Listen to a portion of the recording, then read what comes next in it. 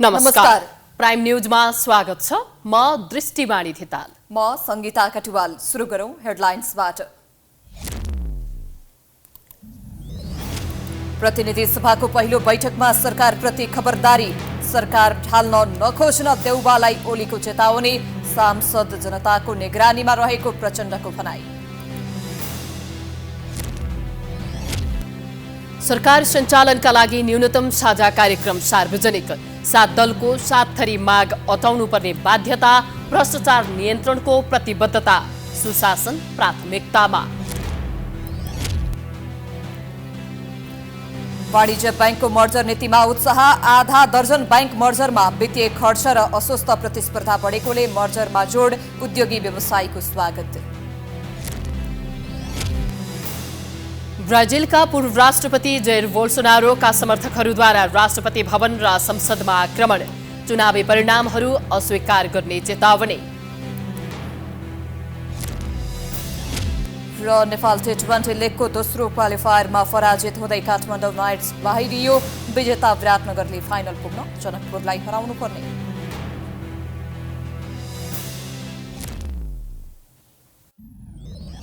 अब prime news विस्तारमा।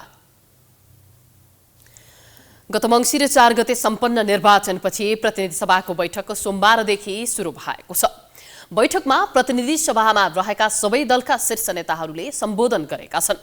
बैठकमा सत्तापक्षका नेताले विकास निर्माणका कामलाई प्राथमिकता दिने बताएका छन् भने प्रतिपक्ष दलका नेताले विभिन्न सुझाव दिएका छन्।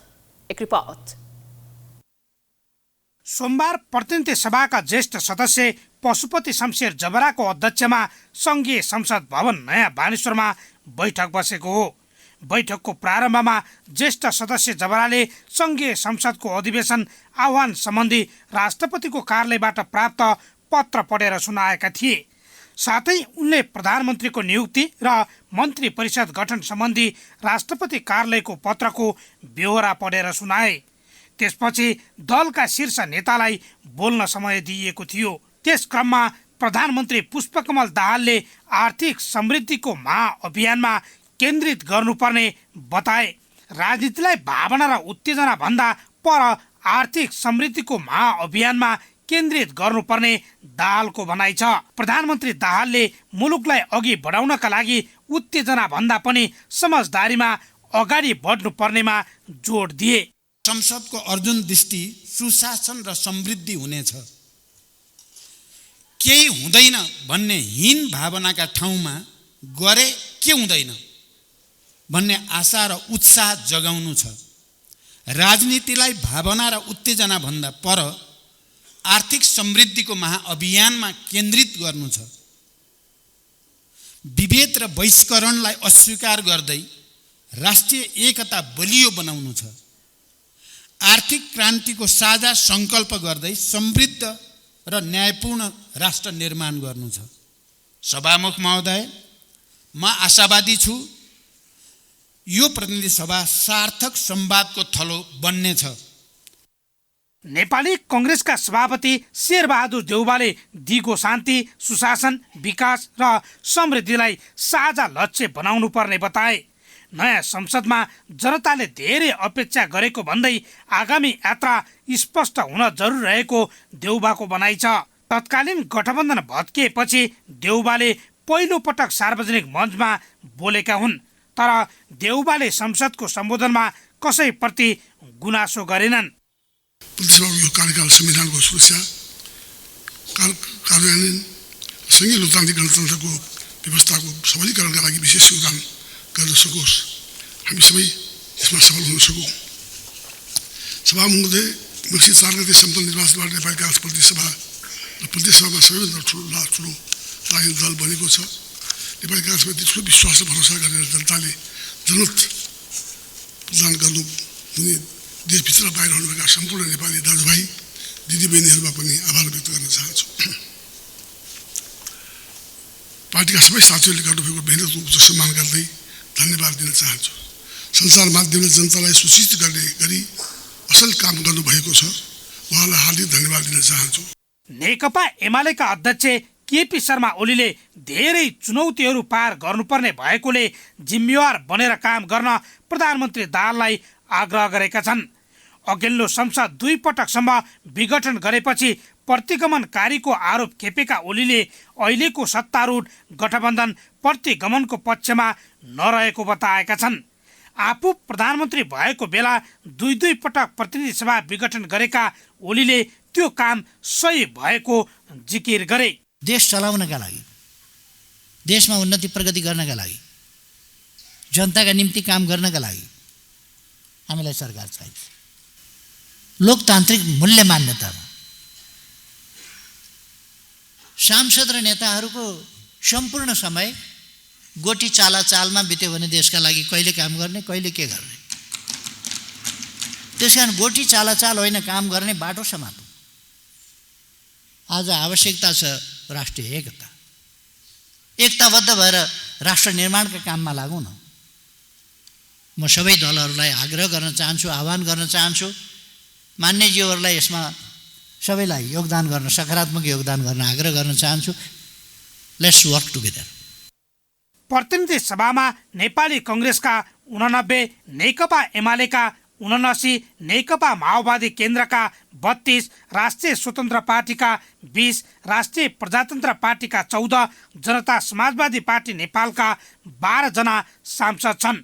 त्यस्तै नेकपा एकीकृत समाजवादीका 10, जनमत पार्टीका 6, लोकतान्त्रिक समाजवादी पार्टीका 4, नागरिक उन्मुक्ति पार्टीका 3, राष्ट्रिय जनमोर्चा र नेपाल मजदुर किसान पार्टीका 1 तथा स्वतन्त्र 5 सांसद छन्।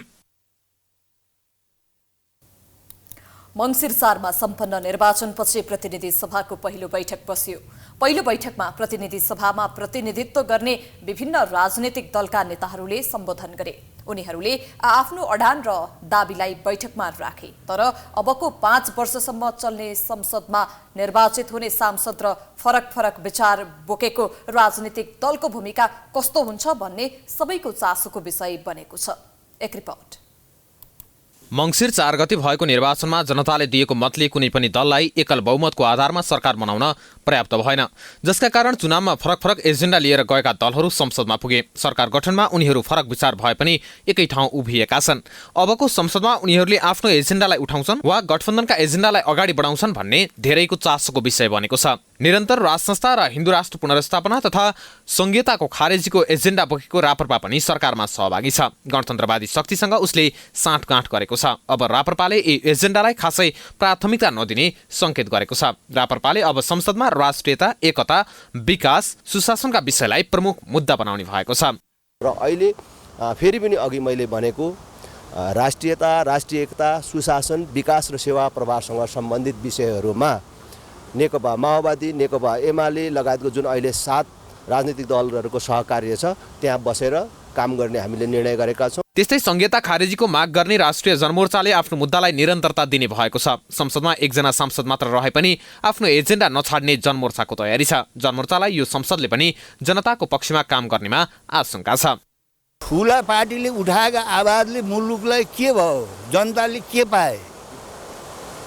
यति लामो चाहिँ अब 30 वर्ष अवधिमा, 28 वर्षको अवधिमा 33 वटा सरकार बने। अति ठुला पार्टीले के गरे? ठुला पार्टीले नेपाली जनतालाई के दिए? देशको राष्ट्रियता, सार्वभौमता र अखण्डता कति रक्षा गरे? होइन, त्यस कारणले चाहिँ जगजाहेरै छ नि। ठुला र सानाको होइन, विचार हो मुख्य कुरा, राष्ट्र र जनताको पक्ष। मधेसवादी दलले संविधान संशोधनको विषयलाई विश्राम दिएका छैनन्। चुनावमा जाँदा होस् वा सरकारमा सहभागी हुँदै गर्दा सधैँजसो उनीहरूको माग संविधान संशोधन नै हुने गरेको छ। आफ्ना माग जिउका तिउँ हुँदा पनि सरकारमा सहभागी हुने गरेका मधेसवादी दलले यो पटक पनि उक्त मुद्दालाई निरन्तरता दिने जनाएका छन्। निश्चित रूपमा संविधान भनेको अब जनअपेक्षा अनुसार बन्ने चिज हो। त्यसैले समयका कर्म देखिएका समस्याहरूलाई परिवर्तन गर्दै यो संविधानलाई अझै समृद्ध बनाउने, यो संविधानप्रति सबैको स्वामित्व र अपनत्व कसरी स्थापित हुन्छ त्यसको लागि हामी विगतमा पनि भूमिका खेलेका थियौँ, यो संसदमा पनि हामी भूमिका खेल्छौँ। त्यस्तै सत्तामा रहेको नेकपा एमाले जनताका समस्यालाई सम्बोधन गर्ने गरी यो संसदले काम गर्ने दाबी गरेको छ। कानुन निर्माणको तहदेखि प्रतिपक्षलाई मिलाएर अगाडि बढ्ने उसको भनाइ छ। सदनमा प्रतिपक्षले भूमिका त निर्वाह गर्नै पर्छ काङ्ग्रेसले। ऊ ठुलो पार्टी भएको हुनाले हामी त मिलेर जाने पक्षमा छौँ। मुलुक बनाउने, मुलुकको आर्थिक विकास र समृद्धि गर्ने कुरा सबैलाई सहमति गरेर अगाडि बढाउने हामी पक्षमा जान्छौँ। नेपाली काङ्ग्रेसले आफ्नो भूमिकालाई रचनात्मक रूपमा अगाडि सार्ने जनाएको छ। पहिला पनि हामीले राखेको इस्युहरू राखेको, अब मलाई चाहिँ एउटा कुरा अचम्म लाग्छ कि जनताले पनि एउटा एग्रेसिभ रूपमा बोलेको, सबै दललाई गाली गरेको, मन्त्र सरकारलाई गाली गर्दा मात्रै चाहिँ राम्रै अपोजिसन हो भन्न ठान्छन्। तर पार्लियामेन्ट भन्ने कुरा त्यो होइन नि, पार्लियामेन्टमा इस्यु राख्ने कुरा हो, सबै तरिकाले इस्यु राख्नु पर्यो। हामी चाहिँ त्यसमा चाहिँ विश्वास गर्छौँ। राष्ट्रिय स्वतन्त्र पार्टीले जनताको पक्षमा काम गर्न सकिने कानुन निर्माणमा विशेष भूमिका खेल्ने जनाएको छ। हामीले संसदको हिसाबले अनुमोदित भएदेखि नै भूमिका सुरु भइसकेको छ। नीतिहरू बनाउने, बनेका नीतिमा भएका त्रुटिहरू सच्याउने, समयको आवश्यकता अनुसार, त्यसै गरिकन समुदायको माग अनुसार होइन, त्यसै गरेर नीतिमा परिमार्जन गर्नुपर्ने गर्दै जाने र बनेका नीतिहरूको नियमन गर्ने। सांसदहरूले पहिलो दिन नै जसरी जनपक्षीय काम गर्ने बाचा गरेका छन् सोही अनुसार नै अगाडि बढ्छन् वा बढ्दैनन् त्यो भने हेर्न बाँकी नै छ। प्रधानमन्त्री प्रचण्डले संसदमा भोलि विश्वासको मत लिँदैछन्। नेकपा एमाले लगायत अन्य साना दलको समर्थनमा पुस 10 गते प्रधानमन्त्री बनेका प्रचण्डले काङ्ग्रेसको समर्थन समेत चाहेको छ। उनले पार्टीको संसदीय दलको बैठकमा काङ्ग्रेस सहितको राष्ट्रिय सहमतिको सरकार बनाउन पहल गर्ने ब्रिफिङ गरेका थिए। एक रिपोर्ट। एमाले लगायत साना दलको समर्थनमा प्रधानमन्त्री बनेका प्रचण्डले काङ्ग्रेसको समेत समर्थन तथा सहभागितामा राष्ट्रिय सहमतिको सरकार बनाउन चाहेको बताएका छन्।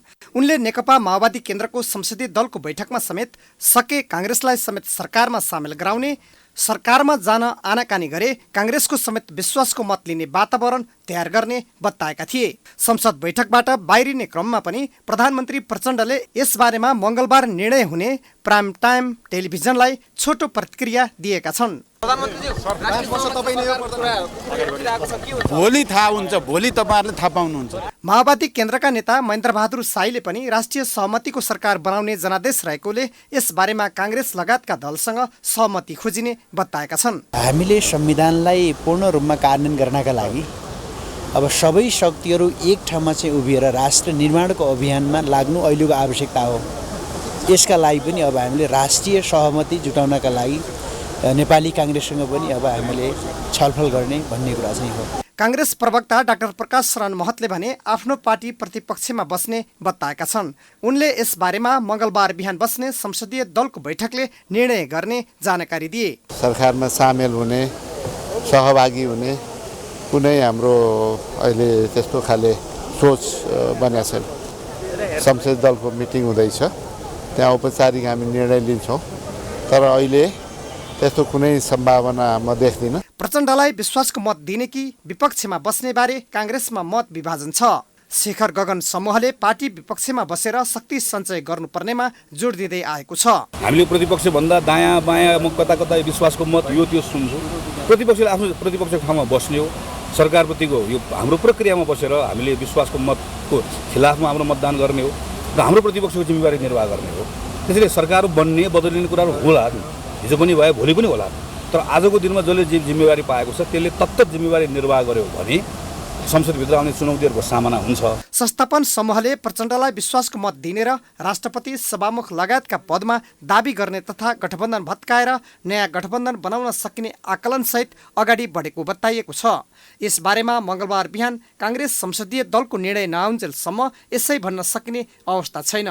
काङ्ग्रेस निकट स्रोतले सभापति शेरबहादुर देउवा पार्टी संसदीय दलबाट निर्णय गराएर प्रचण्ड नेतृत्वको सरकारलाई विश्वासको मत दिने तयारीमा रहेको बताइएको छ। त्यसका लागि उनले शेखर समूहलाई कसरी विश्वासमा लिन्छन् त्यो भने हेर्न बाँकी छ। Political bureau prime HD Kathmandu. सत्तारूढ गठबन्धनले आज सार्वजनिक गरेको साझा कार्यक्रम लेम्पियाधुरा, लिपुलेक र कालापानीको भूभाग फिर्ता ल्याउन प्रभावकारी भूमिका खेल्ने जनाएको छ। सिंहदरबारमा आयोजित कार्यक्रममा कालापानी क्षेत्रसहित सुस्तामा भारतीय पक्षले अतिक्रमण गरेको भूभाग फिर्ता ल्याउन प्रभावकारी कूटनैतिक प्रयास गर्ने उल्लेख छ। त्यसैगरी भ्रष्टाचार र अख्तियारको दुरुपयोगसँग जोडिएका विषयको छानबिन र अनुसन्धान गर्ने उल्लेख गरिएको छ। कुनै पनि कालखण्डमा भएका भ्रष्टाचार र भ्रष्टाचारीमाथि कानुनी कारबाही गरिने भनिएको छ। सरकारले चालु आर्थिक वर्षमा सवारी साधन खरिद र कार्यालय सञ्चालन खर्चमा व्यापक कटौती गर्ने भएको छ। यस्तै विशेष अवस्थामा बाहेक सङ्घ र प्रदेशमा नयाँ निकाय खोल्न रोक लगाइएको छ। सरल र सहज सरकारी सेवाको व्यवस्था गर्न र लाइन बस्नु नपर्ने बनाउन टाइम कार्ड लागू गर्ने भनिएको छ। कार्यक्रममा दलहरूले चुनावी घोषणापत्रका बाचा पनि समेटेका छन्। दलहरूको चुनावी घोषणापत्रमा समेटिएका संक्रमणकालीन न्यायलाई टुङ्गोमा पुर्याउनेदेखि निशुल्क स्वास्थ्य उपचारसम्मका कार्यक्रम रहेका छन्। महिनावरी हुने उमेर समूहका सम्पूर्ण महिलाका लागि गुणस्तरीय सेनिटरी प्याड वा अन्य वैकल्पिक साधन खरिद गर्न वार्षिक 1500 उपलब्ध गराउने भनिएको छ। प्रधानमन्त्री पुष्पकमल दाहालले आफू कुनै घेराबन्दी र दबावमा नचल्ने भन्दै न्यूनतम साझा कार्यक्रमलाई कार्यान्वयन गर्ने प्रतिबद्धता व्यक्त गरेका छन्। हामीले यो पटक राम्रो काम गर्ने, राम्रो काम बाहेक गर्दै नगर्ने, गर्नै नदिने, नराम्रो गर्न नदिने धेरै व्यतिथिहरू छन्। ती धेरै व्यतिथिहरूलाई नियन्त्रण गरेर लैजाने कमिटमेन्टका साथ हामी छौँ। अहिले देश केही अप्ठ्यारोमा छ, आर्थिक रूपले, राजनीतिक रूपले पनि भन्ने गरिन्छ, तर देश सङ्कटमै छ भन्ने कुरा चाहिँ होइन। 60 वर्षभन्दा माथिका नागरिकको उच्च रक्तचाप र मधुमेह रोगको निशुल्क परीक्षण तथा औषधि उपलब्ध गराउने उल्लेख गरिएको छ। सबै पालिकामा आधारभूत अस्पताल र प्रदेशहरूमा विशिष्टीकृत अस्पताल निर्माण पूरा गर्ने पनि उल्लेख छ। सरकारले आगामी 5 वर्ष आर्थिक वृद्धि दर 2 अङ्क नजिक पुर्याउने लक्ष्य लिएको छ। प्रदेश तथा सङ्घको कार्यक्षेत्रमा दोहोरो भूमिका भएका अनावश्यक संरचनाहरू खारेज गर्ने, पूर्वाधारको क्षेत्रमा सञ्चालित अधुरा आय योजना कार्यान्वयनमा तीव्रता दिने पनि कार्यक्रममा उल्लेख छ। 1 वर्षभित्र सबै नेपाली नागरिकलाई राष्ट्रिय परिचय पत्र वितरण गर्ने प्रतिबद्धता जनाएको छ। यस्तै सरकारले पूर्णता पाएको 6 महिनाभित्र नागरिकता सम्बन्धीको समस्या समाधान गर्ने भनिएको छ। मुख्यमन्त्री र सभामुखमा सत्ता गठबन्धन दलबीच भागवण्डा मिलेसँगै अबको 1 साताभित्र 7वटै प्रदेश सरकारले नेतृत्व पाउने भएका छन्। प्रदेश सभामुख र उपसभामुखको समेत भागवण्डा मिलाएका सत्ता घटक दलले 1 सातामा संघीय सरकारलाई समेत पूर्णता दिने गरी गृह कार्य गरिरहेका छन्। एक रिपोर्ट। सत्ता गठबन्धन दल बीचको सहमति अनुसार सुदूरपश्चिम र बागमतीमा आलो पालो मुख्यमन्त्रीको नेतृत्व एमाले र माओवादीले गर्दैछन्। बागमतीमा पहिलो कार्यकाल माओवादीले र दोस्रो कार्यकाल एमाले, सुदूरपश्चिममा पहिले एमाले र दोस्रो कार्यकाल माओवादी केन्द्रले गर्ने सहमति अनुसार सरकार गठनको प्रक्रिया अघि बढेको छ। यता मध्य प्रदेशमा पहिलो चरणमा जसपा र त्यसपछि जनमत पार्टीले नेतृत्व गर्ने गरी सहमति जुटेको छ। प्रदेश 1 गण्डकी र लुम्बिनीमा 5 वर्ष नै एमालेका मुख्यमन्त्री रहने सहमति जुटेको छ। यस्तै कर्णालीमा माओवादीले 5 वर्ष नै सरकार चलाउनेछ। बागमतीको मुख्यमन्त्रीमा माओवादी केन्द्रका जमर कट्टेल, बागमती प्रदेशमा पहिले सरकारको नेतृत्व गर्ने सहमति अनुसार माओवादी केन्द्रको संसदीय दलका नेता शालिग्राम जमर कट्टेललाई माओवादीका 21, एमालेका 27 र राप्रपाका 13, एकीकृत समाजवादीका 7 र हाम्रो नेपाली पार्टीका 2 गरी 70 प्रदेश सांसदको समर्थन रहेको छ। यहाँ दोस्रो चरणमा अर्थात् 2.5 वर्षपछि एमाले सरकारको नेतृत्व पाउनेछ। एमालेबाट बागमती प्रदेश संसदीय दलको नेता जगन्नाथ थपलिया चयन भएकोले उनी नै दोस्रो कार्यकालमा मुख्यमन्त्री बन्ने सम्भावना बलियो छ। गण्डकीमा एमाले संगठन विभाग प्रमुख समेत रहेका खगराज अधिकारी मुख्यमन्त्री नियुक्त भएका छन्। अधिकारीलाई सत्तारूढ दलका तर्फबाट एमालेका 22, माओवादी केन्द्रका 8, राप्रपाका 2 र एकीकृत समाजवादी प्रवेश गरेका स्वतन्त्र सांसद राजीव गुरुङ सहित 33 सांसदले समर्थन गरेका छन्। प्रदेश 1 को मुख्यमन्त्रीमा एमालेका कार्की आलो पालोको विवाद। एमाले सांसद हिक्मत कार्की प्रदेश 1 को मुख्यमन्त्री बनेका छन्। कार्कीलाई एमालेका 40, माओवादीका 13, राप्रपाका 6 र जसपाका 1 सांसद सहित 60 सांसदको समर्थन छ। प्रदेश 1 मा आलोपालो सरकार चलाउनु पर्ने भन्दै माओवादी केन्द्रका संसदीय दलका नेता इन्द्र आङ्बोले सरकारमा सहभागी नहुने भन्दै असहमति जनाएका छन्। मध्य प्रदेशमा जसपा र जनमतको आलोपालो पहिला जसपाको नेतृत्व, मध्य प्रदेश सरकारको नेतृत्व जनता समाजवादी पार्टी नेपाल र जनमत पार्टीले आलोपालो गर्नेछन्।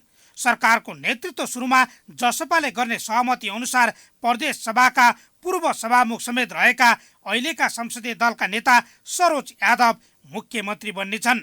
2.5 वर्षपछि जनमत पार्टीका महेश प्रसाद यादवले सत्ताको नेतृत्व पाउनेछन्। 107 सदस्य रहने मध्य प्रदेश सभामा बहुमतका लागि 54 सांसदको समर्थन चाहिन्छ।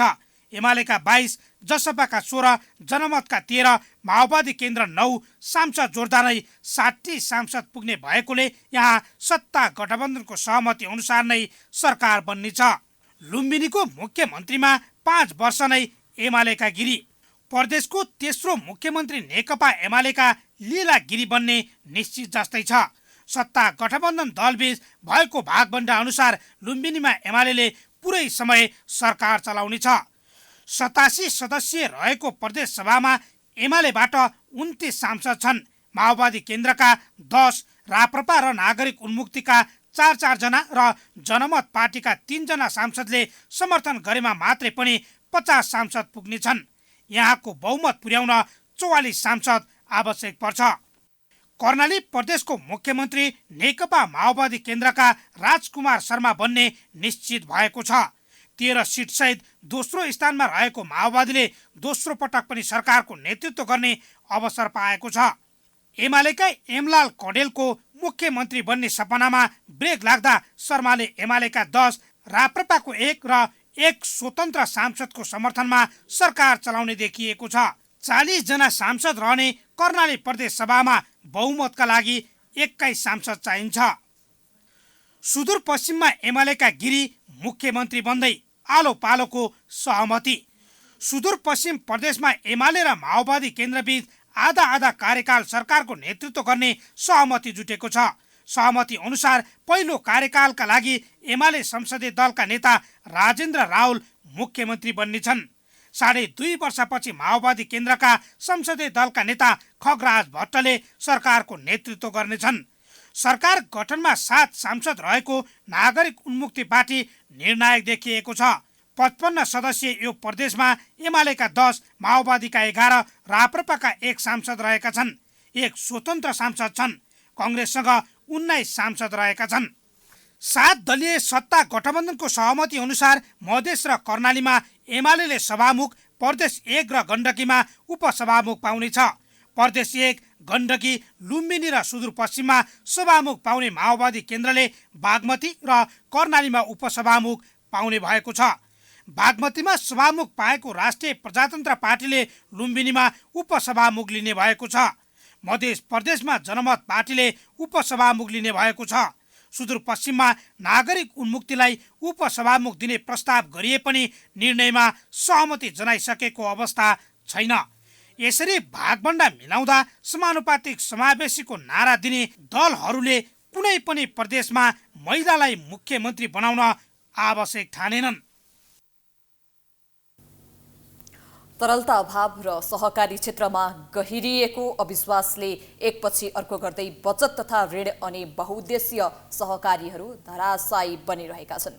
प्रारम्भिक सहकारीलाई गाह्रो साह्रो पर्दा वित्तीय सङ्कट टार्ने कानुनी सहजीकरण र प्रशिक्षण तालिम मार्फत सहकारी क्षेत्रलाई सबल बनाउन भन्दै खोलिएका विषयगत सङ्घ सङ्गठनसँगै सहकारी महासङ्घ समेत वित्तीय कारोबारमा लिप्त हुँदा सहकारी अभियान नै विवादित बनेको छ। हेरौँ आजको प्राइम स्पेशलमा सहकारी सङ्घ सङ्गठनको अस्वाभाविक आर्थिक गतिविधि बारेको यो रिपोर्ट।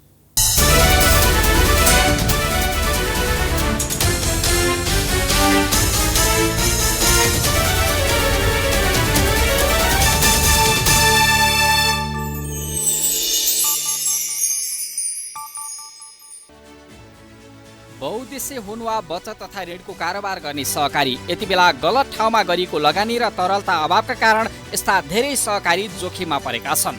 कानुन विपरीत घर जग्गामा ओइरिएको लगानीले जोखिम बढाएको छ नै उल्टै विश्वास डगमगाएसँगै बचतकर्ताहरू आफ्नो निश्चय फिर्ताका लागि सहकारीमा लाइन लागिरहेका छन्। Oriental, Goodwill, Civil, Deurali, Laliguras, Gautam श्रीको ओह्रालो यात्रासँगै यति बेला हजारौं सहकारी समस्यातर्फ उन्मुख छन्। यी सहकारीमा रहेका लाखौं बचतकर्ताको अर्बौं बचत जोखिममा पर्दा साथ दिने कुनै निकाय भेटिएका छैनन्। बरु कानुनी छिद्र र कमजोर नियमनको फाइदा उठाउँदै सदस्य सहकारी संस्थाहरूको प्रवर्धन, बजारीकरण, हित र वृद्धि विकासको काममा विशेष भूमिका भुलेर विषयगत सहकारी सङ्घहरू बैंकिङ कारोबारमा रमाइरहेका छन्। नेपाल बचत तथा ऋण केन्द्रीय सहकारी सङ्घदेखि प्रदेश र जिल्ला सङ्घहरू एउटै लयमा विनिमयमा बचत तथा ऋण कारोबारको स्वीकृति लिएको आधारमा अर्बौंको कारोबारमा मस्त छन्। बलियो नियमन बिना बैंक जसरी गरेको यस्तो कारोबारले सर्वसाधारणको बचतमाथि झनै जोखिम थपिदिएको छ। सदस्य सहकारी संस्थाहरू एकपछि अर्को गर्दै ऋण उठाउन नसकेर बचत फिर्ता दिन नसक्ने अवस्थामा पुग्दैछन्। उनीहरूलाई आफ्नो विषयगत सङ्घ वा सहकारी महासङ्घको बलियो साथ चाहिएको छ। निकासका निम्ति सहयोग खोजिँदैछ, तर यस्ता सङ्घ र महासङ्घ बैंक जस्तै आम्दानी र खर्चको हिसाब, त्यसबाट मिल्ने लाभको जोड घटाउमै रुमलिँदा सहकारी अभियान थप विवादित बनिरहेको छ। सहकारी ऐनको दफा 25 अन्तर्गत बुदा झमा माथिको बाहेक अन्य कार्यहरू विनियममा उल्लेख भए बमोजिम गर्ने भन्ने व्यवस्था राखिएको छ। यसै बुदामा टेकेर अनुसूची 13 अन्तर्गत विनियममा बचत तथा ऋण कारोबार गर्ने बुदालाई घुसाएर नियामक निकाय मार्फत विनियम स्वीकृति गराई सहकारीका सङ्घ सङ्गठन मार्फत अर्बौंको कारोबार भइरहेको बारे हेर्ने कुनै नियामक निकाय नै छैन। प्रभावकारी र नियमित अनुगमन बिना भइरहेको यस्तो करोडदेखि अर्बौंसम्मको आर्थिक कारोबारले भविष्यमा सहकारी क्षेत्रमै ठूलो वित्तीय अराजकता निम्त्याउनेतर्फ सरकार र सहकारी अभियन्ताहरू गम्भीर बनेका छैनन्। केहीले प्रारम्भिक सहकारीलाई सदस्य बनाएर त केहीले विषयगत सङ्घलाई नै सदस्य बनाएर ठूलो वित्तीय कारोबार सहकारी अभियानका नाममा गरिरहेका छन्। सहकारी अभियान मार्फत झन्गिएको बिना नियमन करोडदेखि अर्बौंको वित्तीय कारोबारका केही प्रतिनिधि उदाहरण हेरौं। नेपाल बचत तथा ऋण केन्द्रीय सहकारी सङ्घ नेप्सकुन 4500 बढी सदस्य, आर्थिक वर्ष 2078-79 को वासलत अनुसार 22 अर्ब 47 करोडको पुँजी परिचालन, शेयर पुँजी 2 अर्ब 18 अर्ब 33 करोड बचत, 15 अर्ब 66 करोड ऋण लगानी। नेप्सकुनले 10.5 करोड रकम त कर्मचारी खर्चमै वार्षिक सक्दै आएको छ। 2 करोड 30 लाख वार्षिक कर्मचारी बोनसका नाममा खर्चिने यो संस्थाले करिब 5 करोड प्रशासनिक तथा कार्यालय सञ्चालन खर्चमा वर्षेनी सक्दै आएको छ। बैंक वित्तीय संस्था जसरी बिना नियमन दैनिक करोडौंको कारोबार गर्ने नेपाल बचत तथा ऋण केन्द्रीय सहकारी सङ्घले आफ्ना प्रारम्भिक सदस्य संस्थाहरू डुब्दै गर्दा सहायता दिन चासो देखाएको छैन। सहकारीले लगानी गरेको ऋण नउठेर बचतकर्ताले बचत फिर्ता नपाएकोमा बेमतलबी देखिएको यो संस्थाका सञ्चालकहरू आफू भने तिनै सदस्यबाट सङ्कलित खर्मौको कारोबारमा रमाइरहेका छन्। काठमाडौँ बचत तथा ऋण सहकारी सङ्घ कास्कुन आर्थिक वर्ष 2077-78 को वासलत अनुसार सदस्य काठमाडौँमा सञ्चालित करिब 900 प्रारम्भिक सहकारी, पुँजी तथा दायित्व 1 अर्ब 31 करोड 25 लाख, शेयर पुँजी 5 करोड 59 लाख, सदस्य संस्था मार्फत सङ्कलित बचत 1 अर्ब 21 करोड, ऋण लगानी 71 करोड 57 लाख, बैंक मौजात 27 करोड 73 लाख, कर्मचारी तलब तथा ग्रेड खर्च 59 लाख वार्षिक, कार्यालय सञ्चालन खर्च 59 लाख, 1 अर्ब 31 करोडको आर्थिक कारोबार गर्दै आएको कास्कुनले समेत आफ्ना सदस्य सहकारीहरू मारमा पर्दा भरपर्दो साथ दिन सकिरहेको छैन। सदस्यको लगानीमा देखिएको जोखिम र बचतकर्ताको बचत सुरक्षित गराउनेतर्फ भूमिका खेल्नुको साटो काठमाडौँ बचत तथा ऋण सहकारी सङ्घ यहाँ रहेका सञ्चालक वरिपरि घुम्दै बैंक तथा वित्तीय संस्थाको जस्तै करोडौंको कारोबारमै मस्त छ। ललितपुर बचत तथा ऋण सहकारी सङ्घ ललितपुरमा सञ्चालित 481 वटा प्रारम्भिक सहकारी संस्था सदस्य, 1 अर्ब 29 करोडको वित्तीय कारोबार, शेयर पुँजी 7.5 करोड, बचत 95 करोड, ऋण लगानी 1 अर्ब 13 करोड, कर्मचारी एवं प्रशासनिक खर्च वार्षिक 1 करोड हाराहारी। बैंक वित्तीय संस्था र प्रारम्भिक सहकारी जस्तै गरी करोडौंको आर्थिक कारोबार गरिरहेको ललितपुर बचत तथा ऋण सहकारी सङ्घ समेत आफ्ना सदस्यको गाह्रो साह्रोमा सहयोगी बन्न सकेको छैन। ललितपुर क्षेत्रका धेरै सहकारीहरू ऋण नउठ्ने, दैनिक लाखौंदेखि करोडौं बचत फिर्ता गर्नुपर्ने समस्यासँग जुझ्दै गर्दा यो सङ्घ नियमन बिनाको अर्बौंको कारोबारमा मस्त छ।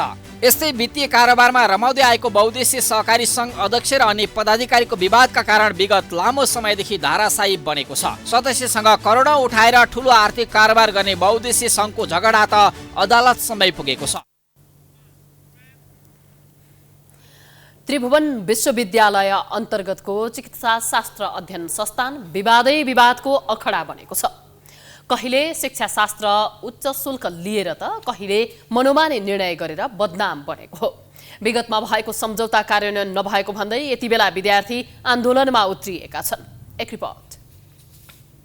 त्रिभुवन विश्वविद्यालय चिकित्सा शास्त्र अध्ययन संस्थान अन्तर्गतको एमबीबीएस र बीडीएस प्रथम वर्षमा अवरोधमा परेका विद्यार्थीहरूको समस्या समाधान गर्ने सहमति भए पनि सहमति अनुसार काम नभएको भन्दै विद्यार्थीले आन्दोलन गरिरहेका छन्।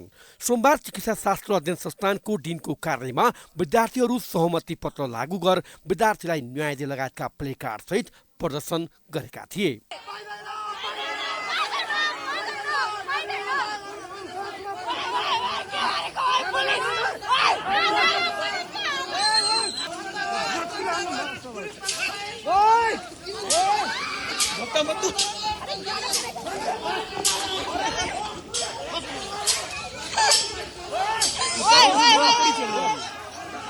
उनीहरूले दोस्रो वर्ष उत्तीर्ण भएका तर प्रथम वर्षको परीक्षा दिन बाँकी रहेका विद्यार्थीलाई तेस्रो वर्षको नियमित वा पूरक परीक्षामा सामेल गराउन माग राखेका छन्। यस्तै 2078 साल पुस 18 गतेको नियम बनेपछि भर्ना हुने विद्यार्थीलाई लागू गर्नुपर्ने उनीहरूको माग छ। एमबीबीएस र बीडीएस प्रथम वर्षमा अवरोधमा परेका विद्यार्थीहरू बीच गत भदौ 31मा डिन डाक्टर दिव्या सिंह शाह, परीक्षा शाखाका सहायक डिन डाक्टर प्रेमराज गेवाली, तत्कालीन प्रशासन प्रमुख बिर्खबहादुर तामाङ सहित नेवी सङ्घ, अखिल क्रान्तिकारी र अनिराज सुबेबीच भएको सहमतिको 4 महिना बितिसक्दा समाधान भएको छैन। सरकारवालासँग छलफल गर्ने भनेर चाहिँ सरकारवाला एउटा टिम बनाएको छ, तर त्यसले 1.5 महिनासम्म पनि के छलफल गर्यो हामी विद्यार्थीहरूलाई थाहा छैन। र यो 1.5 महिनासम्म झुम्रामा राख्नु भनेको त्यो चाहिँ सहमति अनुसार उनीहरू अगाडि बढ्दै नबढेको एउटा सङ्केत हो। त्यसैले चाहिँ यो विद्यार्थी आज यहाँ आइरहेको छ र यति भन्न चाहन्छु कि दिव्या सिंह शाह आज निक्लिने यही गेट हो, हामी यही गेटमा रहन्छौँ। कार्तिक 20 गते 3 सदस्यीय विशेषज्ञ टोली बनाइएको र त्यसले 15 दिनभित्र प्रतिवेदन पेश गर्ने जनाइए पनि हालसम्म कुनै पनि सहमति कार्यान्वयन हुन सकेको छैन। सन् 2018 र 2019 का एमबीबीएस र बीडीएसका विद्यार्थीहरूले दोस्रो वर्ष उत्तीर्ण गरेको र प्रथम वर्ष नियमित परीक्षा दिएसँगै पूरक परीक्षाका लागि तयारी गरिरहेका छन्। नियम अनुसार दोस्रो वर्षको परीक्षामा अनुत्तीर्ण भएमा 1 वर्ष तयारी गरेर मात्र तेस्रो वर्षमा जानु परेर प्रथम वर्षको हकमा दोस्रो वर्षको पूरक परीक्षा दिए लगतै आउने प्रथम वर्षको परीक्षा दिएपछि तेस्रो वर्षको कक्षा उपस्थित भई नियमित परीक्षा दिन पाउने नियम थियो। तर विद्यार्थीहरू भर्ना भएको 2 वर्षपछि अघिल्लो वर्षको पौष 18 गतेको नियमले कक्षाबाट अध्ययन गर्नदेखि नै वञ्चित गराइएको गुनासो गरिरहेका छन्। हामीभन्दा पहिला 2018 र 2017 का जुन ब्याच थियो नि, उहाँहरूले चाहिँ नियम लागू गरेन। उहाँहरूलाई चाहिँ जान दिनुभयो। 3rd इयर आन्दोलन गरेरै उहाँहरू जानुभयो। 3rd इयर क्लास गरिरहेछन् उहाँहरू पास, त्यो 4th एटेम्प दिएर, फर्स्ट इयरको 4th एटेम्प दिएर पास आउट भएर 3rd इयर क्लास गर्न पाए उहाँहरूले। हामीहरूलाई चाहिँ जबरजस्ती नियम थोपिरहेछ, जबकि हामी पछि नियम आएको हो, एडमिसन भइसकेपछिको नियम आएको हो। अनि हामीहरूलाई चाहिँ 3rd इयर क्लास गर्न नदिने। अब तिमीहरू चाहिँ pass out 4th attempt pass out गरे भएपछि 1 वर्ष त्यसै बसिराख्यो, घरमा बसिराख्यो, तिमीहरू पढ्नै नपाउने, तिमीहरू जुनियरहरूसँग क्लास गर्नुपर्ने हुन्छ। तिमीहरू चाहिँ अब पास भए पनि अब तिमीहरू चाहिँ 3rd इयर क्लास नगर्न पाउने भनिरहेछ क्या हामीहरूलाई। विद्यार्थीहरूको समस्या सुन्नु कता हो कता झन् उल्टै धम्की दिने, समस्या सुन्नै नखोज्ने गरेको उनीहरूको आरोप छ। यसबारे बुझ्न डिनको कार्यालयमा गएका पत्रकारहरूलाई भित्र छिर्नबाट रोक लगाइएको थियो। अब बिजनेस न्यूज।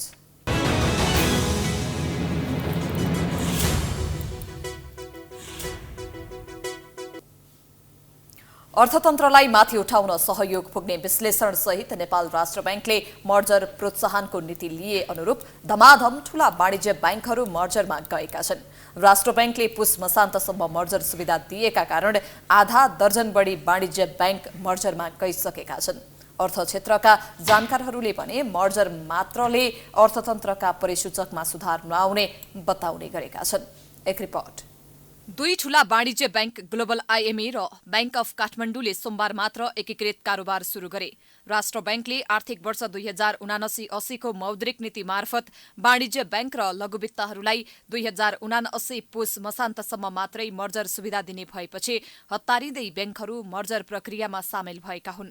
यस सातामा 6वटा बैंक मर्जर भएर 3वटा हुँदैछन्। सोमबारबाट बैंक अफ काठमाडौँ र ग्लोबल आईएमए बैंकले एकीकृत कारोबार गरेका छन्। यो कार्यक्रममा कार्यक्रममा उपस्थित गभर्नर महाप्रसाद अधिकारीले अब बैंकहरूले राष्ट्रिय उत्पादन वृद्धि गर्ने क्षेत्रमा लगानी गर्न आवश्यक देखिएको बताए। उनले वित्तीय संस्था धेरै हुँदा वित्तीय खर्च धेरै बढेको र अस्वस्थ प्रतिस्पर्धा समेत बढेकोले मर्जरमा जोड दिएको उल्लेख गरे। र ब्याङ्कसँग भएको रिसोर्सेसलाई बेसीभन्दा बेसी उत्पादनमूलक क्षेत्रमा लगाउनु पर्ने राष्ट्र ब्याङ्कले एक खालको नियम डाइरेक्टेड लेन्डिङहरू ल्याएको छ। त्यो नियमभन्दा पनि अझै आफै प्रोएक्टिभली राष्ट्रिय उत्पादनमा बेसी लाग्नुपर्ने आफ्नो रिसोर्स परिचालनमा त्यो आवश्यकता हामीले देखेका छौँ र सिंगल अब्लिगर लिमिट लगायतका कुराहरूमा पनि संस्था ठुलो भइराख्दाखेरि उसको साइज ठुलो हुनसक्छ। त्यस्तामा पनि इन्टरनल लिमिट राखेर ब्याङ्क वित्तीय संस्थाहरूले सानो कर्जालाई प्रमोट गर्नुपर्ने आवश्यकताहरू हामीले देखिरहेछौँ।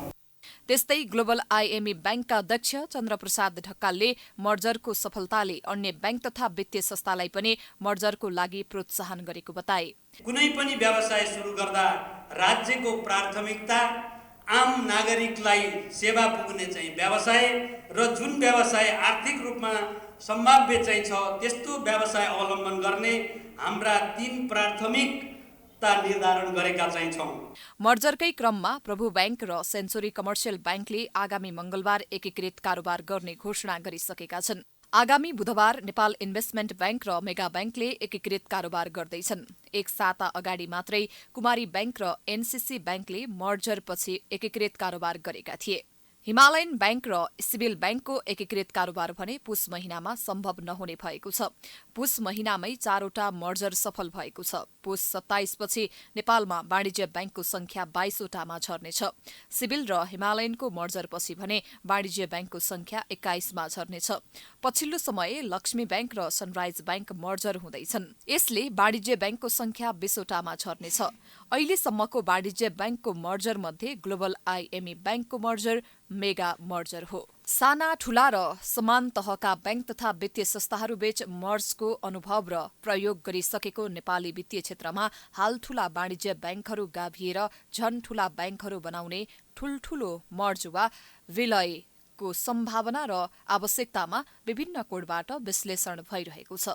मुलुकको जनसङ्ख्या र अर्थतन्त्रलाई हेर्दा धेरै ब्याङ्क आवश्यक नपर्ने विज्ञहरूको मत छ। तर ब्याङ्क तथा वित्तीय संस्थाहरू मर्जरमा गइसकेको अवस्थामा मुलुकको अर्थतन्त्रलाई के फाइदा पुग्यो भन्ने विषयमा वस्तुनिष्ठ समीक्षा भने भइसकेको छैन। उद्योगी व्यवसायीहरूले पनि मर्जरलाई सकारात्मक नजरले नै हेरेका छन्। ब्याङ्कहरू घट्नु भनेको मलाई के लाग्छ भन्दाखेरि त्यो राम्रो।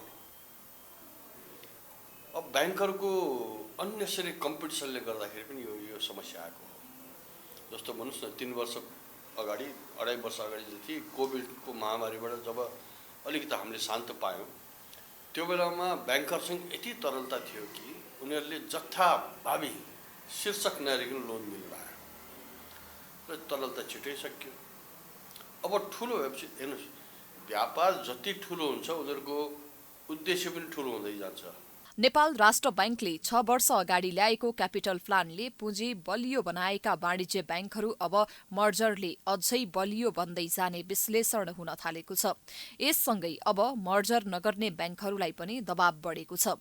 मर्जरपछि ब्याङ्कहरूको पुँजी मात्रै नभएर निक्षेप र कर्जा विस्तारको आकार पनि बढ्नेछ।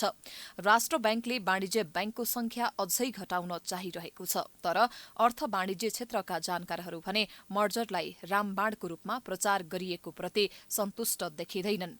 मर्जरले ब्याङ्कका सीईओ र सञ्चालक घटे पनि अर्थतन्त्रलाई खास उपलब्धि नभएको कतिपयको बुझाइ छ। मर्जर मात्रै नभएर अन्य केही सुधार ब्याङ्किङ क्षेत्रमा आवश्यक रहेको उनीहरूको मत छ।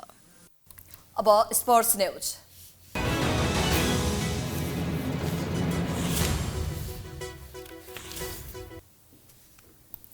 विराटनगर सुपर किङ्सले नेपाल टी20 लिगको एलिमिनेटर खेलमा काठमाडौँ नाइट्सलाई 79 रनले हराउँदै दोस्रो क्वालिफायरमा स्थान बनाएको छ। विराटनगरले फाइनलमा पुग्न मंगलबार दोस्रो क्वालिफायरमा जनकपुर रोयल्ससँग खेल्नेछ। जेतको लागि 183 रनको विजयी लक्ष्य पछि आएको काठमाडौँ 12.4 ओभरमा 83 रनमा अल आउट भयो। काठमाडौँका अविनाश बोहरा 4 बलमा 1 चौका र 2 छक्का सहित सर्वाधिक 16 रन बनाए। कमल सिंह एरी 10 बलमा 1 चौका र 1 छक्का सहित 10 रनमा आउट भए। कप्तान ज्ञानेन्द्र मल्लले 12 बलमा 1 चौका र 1 छक्का सहित 15 रन बनाए। विराटनगरका सूर्य तामाङले 2.4 ओभरमा 14 रन खर्चेर 4 विकेट लिए। त्यसपछि टियु क्रिकेट मैदानमा टस जितेर पहिला ब्याटिङको जे निम्तो पाएको विराटनगरले निर्धारित 20 ओभरमा 6 विकेट गुमाउँदै 182 रन बनाएको थियो। विराटनगरका कप्तान रोहित पौडेलले 49 बलमा 6 चौका र 2 छक्का सहित 61 रनमा आउट भए। यो सँगै रोहित सर्वाधिक रन बनाउने ब्याटरमा दोस्रो स्थानमा उक्लिएका छन्। विवेक यादव 18 बलमा 3 चौका र 3 छक्का सहित 46 रनमा अभिजित रहे। पहिलो खेलमा लुम्बिनी अल स्टार्सले जनकपुरलाई 6 रनले हराउँदै फाइनलमा स्थान बनाएको छ। फाइनल बुधबार हुनेछ।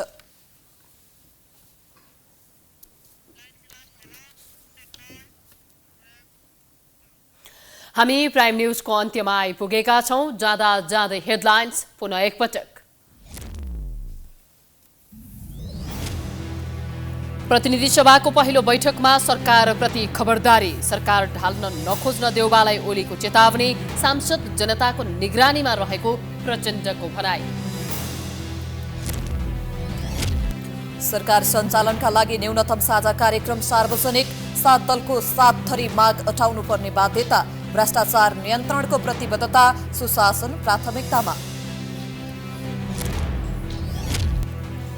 वाणिज्य बैंकको मर्जर नीतिमा उत्साह। आधा दर्जन बैंक मर्जरमा।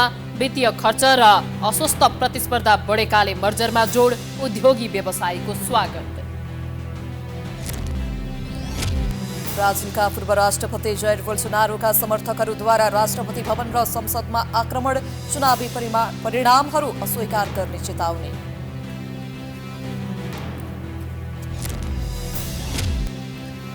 र नेपाल टी20 लिगको दोस्रो क्वालिफायरमा पराजित हुँदै काठमाडौँ नाइट्स बाहिरियो। विजेता विराटनगरले फाइनल पुग्न जनकपुरलाई हराउनु पर्ने। प्राइम न्यूज अहिलेलाई सकियो। यसपछिको प्रस्तुति जनता जान्न चाहन्छ कृषि धमलाको साथमा। हेर्दै गर्नुहोला प्राइम टेलिभिजन। नमस्कार।